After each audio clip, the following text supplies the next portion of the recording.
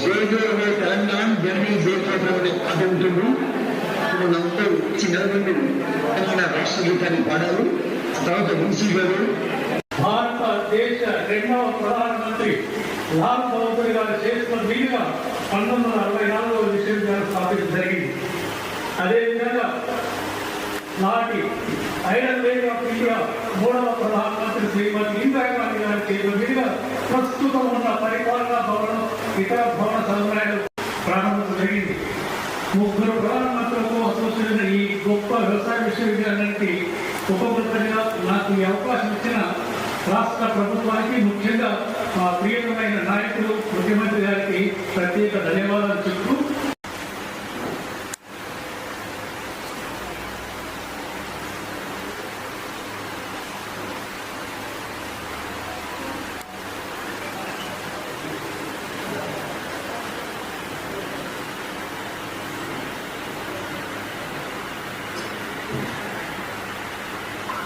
శాస్త్రవేత్త గ్రామానికి వెళ్ళి వ్యవసాయానికి సంబంధించిన కీలక అంశాల యొక్క అవగాహనతో పాటు రాష్ట్ర ప్రభుత్వం చేస్తున్న వివిధ కార్యక్రమాలపై కూడా గ్రామ అవగాహన కల్పించాం.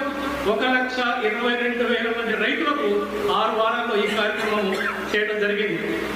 అంతేకాకుండా గ్రామానికి నాణ్యమైన వందల రైతు వేదికలలో ఈరోజు మరి యొక్క కార్యక్రమాన్ని నేరుగా వీక్షిస్తున్నటువంటి సందర్భంలో తెలంగాణ ప్రభుత్వం మీ అందరి ముఖ్యంగా రైతన్నల ఆశీర్వచనంతో ప్రజాపాలన ప్రభుత్వం ఏర్పడిన తర్వాత రైతుల సంక్షేమాన్ని దృష్టిలో పెట్టుకొని అన్ని రకాల చర్యలు, కాంగ్రెస్ ప్రజాపాలన ప్రభుత్వం అంటేనే రైతుల సంక్షేమ ప్రభుత్వం అనే విధంగా అన్ని రకాల కార్యక్రమాలు తీసుకుంటారు. ఇంతకుముందు వైస్ ఛాన్సలర్ చెప్పినట్టుగా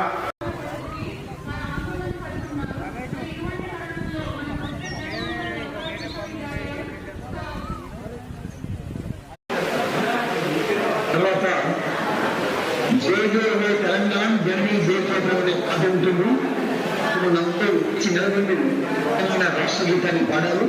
తర్వాత మున్సీ గారు భారతదేశ రెండవ ప్రధానమంత్రి లాల్ బహదూర్ గారు చేసుకున్న వీలుగా 1964 విశ్వవిద్యాలయం స్థాపించడం జరిగింది. అదేవిధంగా నాటి ఐరన్ లేడీ ఆఫ్ ఇండియా మూడవ ప్రధానమంత్రి శ్రీమతి ఇందిరాగాంధీ గారు చేసిన వీలుగా ప్రస్తుతం ఉన్న పరిపాలనా భవనం ఇతర భవన సముదాయాలు ప్రారంభించడం జరిగింది. ముగ్గురు ప్రధానమంత్రులకు అసోసియేషన్ ఈ గొప్ప వ్యవసాయ విశ్వవిద్యాలయానికి ఉపకులపతిగా నాకు ఈ అవకాశం ఇచ్చిన రాష్ట్ర ప్రభుత్వానికి, ముఖ్యంగా మా ప్రియమైన నాయకులు ముఖ్యమంత్రి గారికి ప్రత్యేక ధన్యవాదాలు చెప్తూ